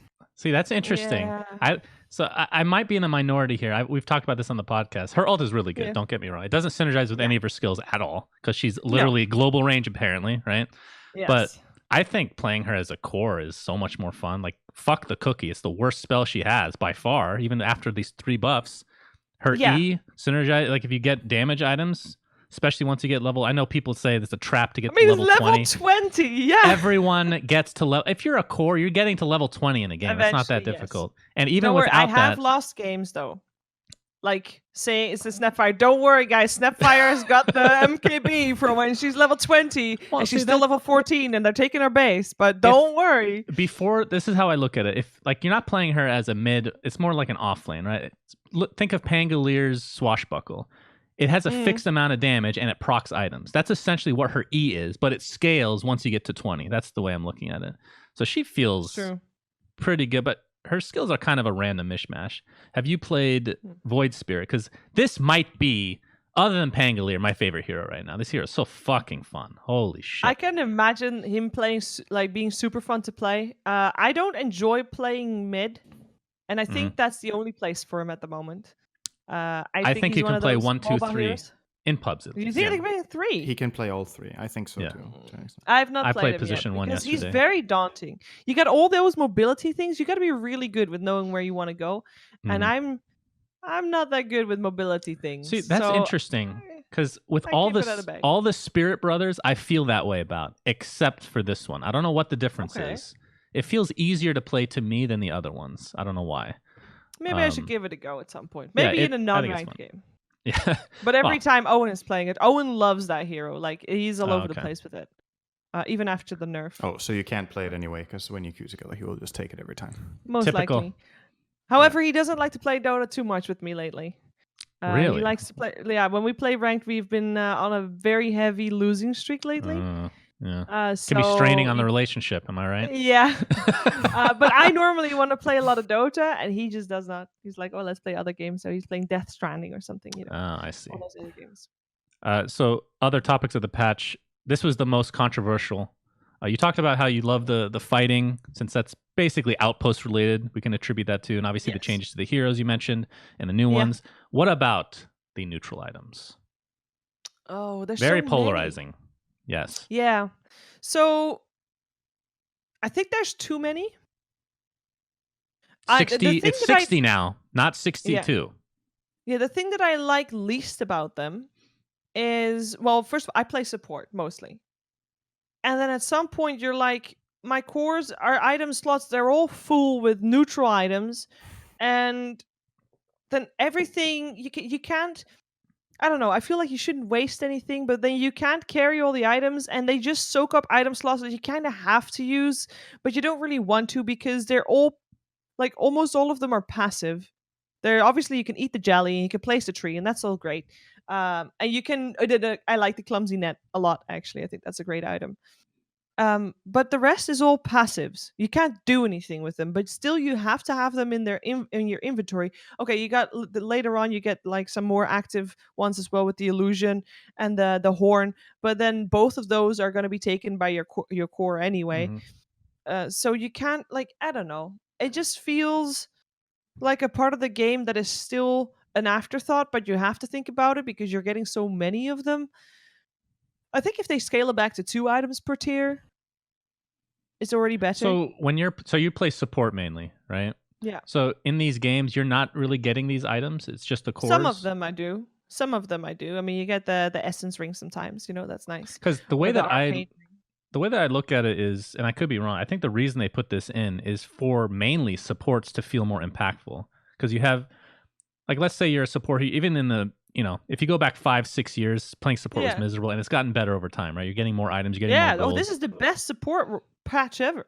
But you don't like that regarding the items on, like, I guess I can't, I'm trying to understand why you think that. I'm not saying you're wrong, because my initial reaction was I didn't like the items.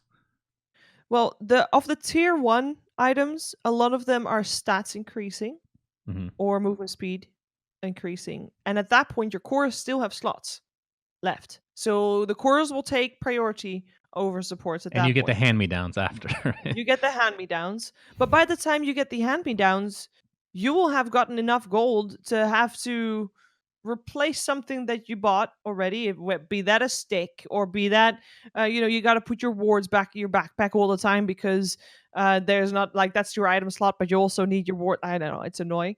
And then tier 2 is a lot right click items.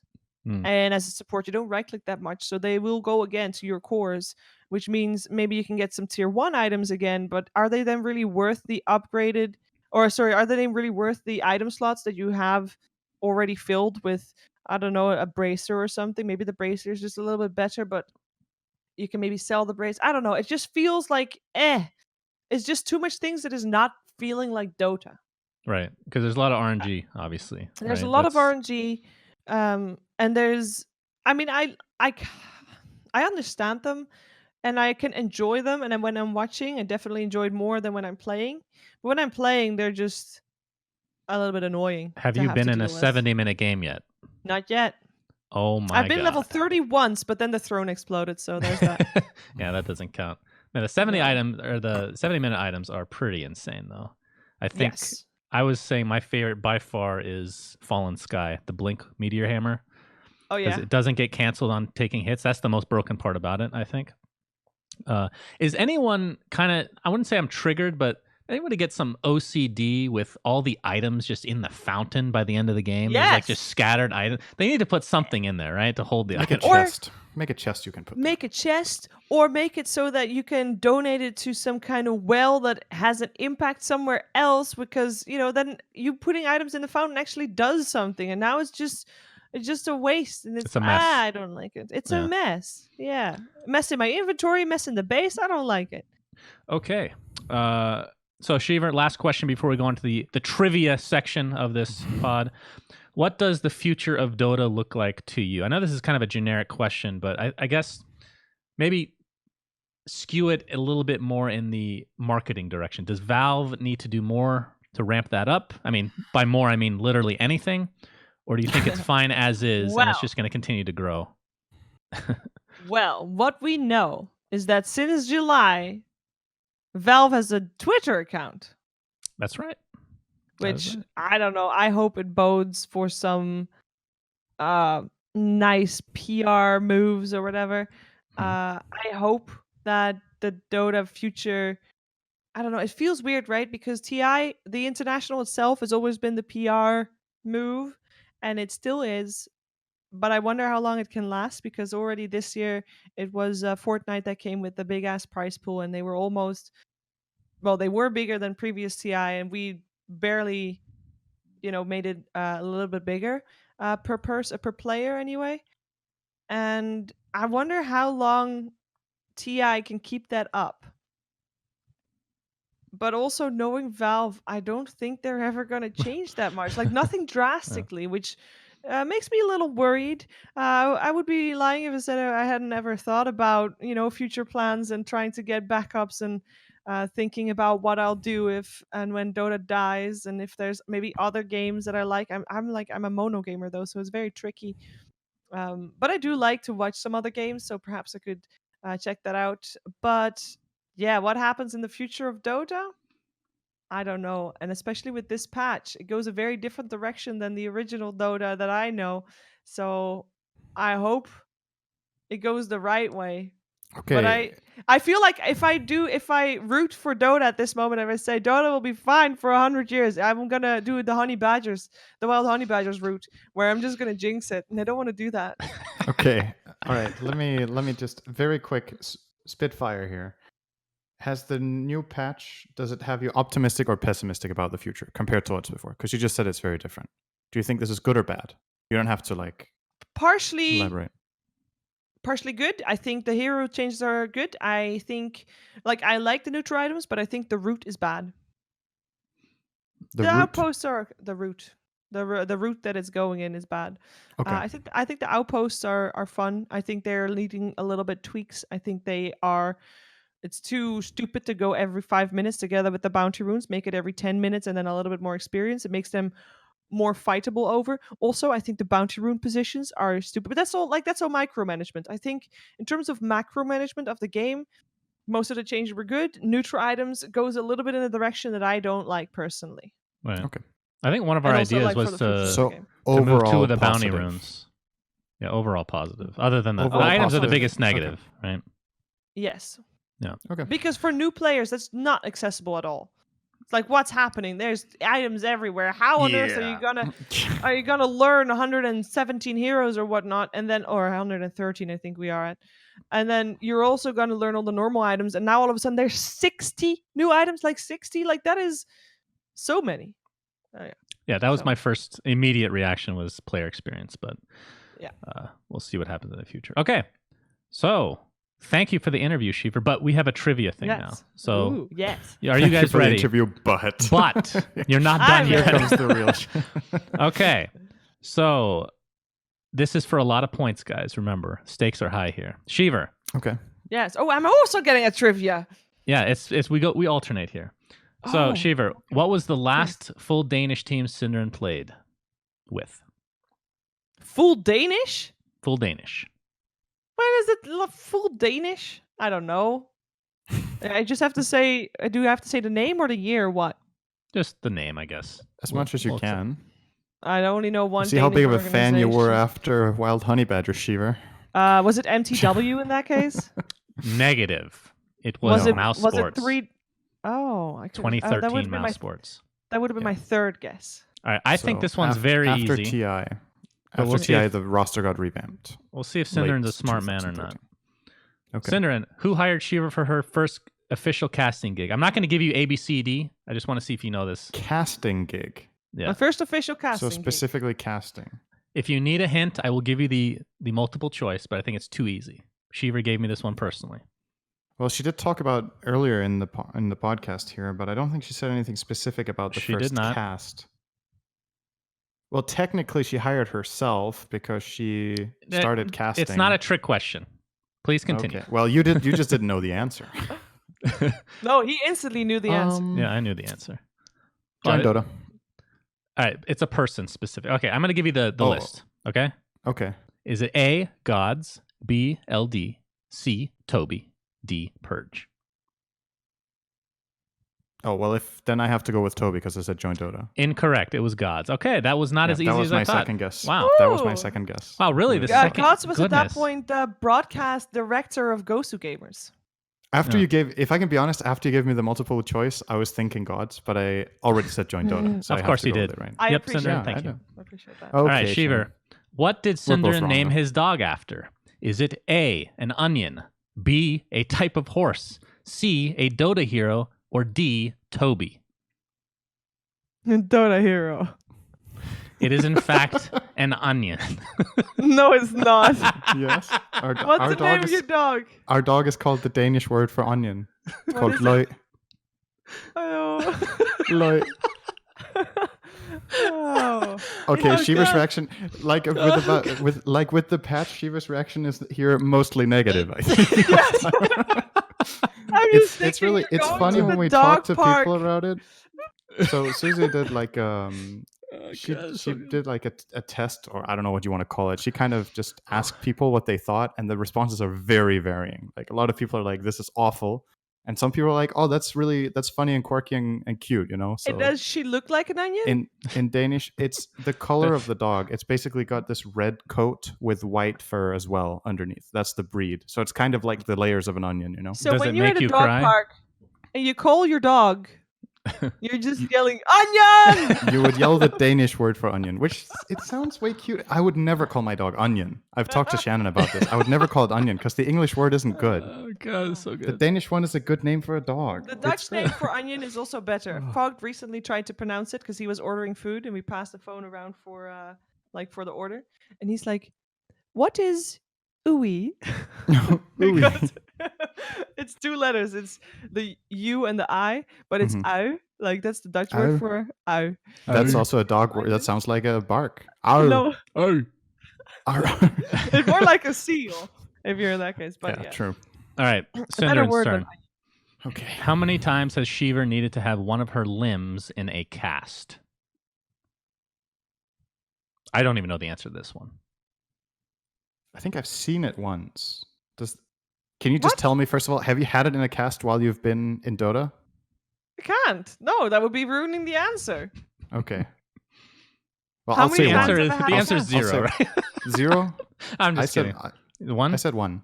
Yeah. All right, I'll say 3. I have no idea. It is 2. Once Two. I broke my leg. I talked about this in the interview because that's when Yeah. I played SimCity 2000. yeah, true, And you just once said I fell backwards of a rabbit cage and I chipped a bit of my elbow, which Mm. means I couldn't say that it's broken, but I did have to have another, again in summer, jeez, another time my whole arm in cast. I don't know why, Wow. but when you said that question, Shannon, I was just like, I feel like I remember seeing Sheever having had a band around her arm or something at one event, but I'm clearly wrong here. So Yeah, I don't think I've ever had that. hmm All right, moving on. Sheever. Yes. According to Wikipedia, how many teams has Synderen been a part of? Some, to his credit, are just name changes. Do the name changes count or not? Yes, they count. I would say 14.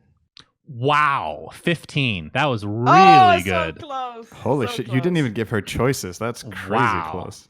And That's just for kind of the reference, point, honestly. and I'm sure he set a world record, Demon has been on 23. Just Oh an FYI. yeah. Wow. No, Synderen. I looked it up. I think over TI. Oh, okay. Yeah, that would make sense. Just to make fun of him or something during a panel segment? Yeah, I was researching information for all the panelists. Potential Synderen, panelists. what was Sheever's first job ever? I'm going to give you a multiple choice here. Okay. This is Okay. another one I do not know the answer to. Was it A, stocking shelves at a supermarket, B, delivering newspapers, C, working at a fast food restaurant, or D, working at a call center? A, stocking shelves at a supermarket. I'm going to say B, delivering newspapers.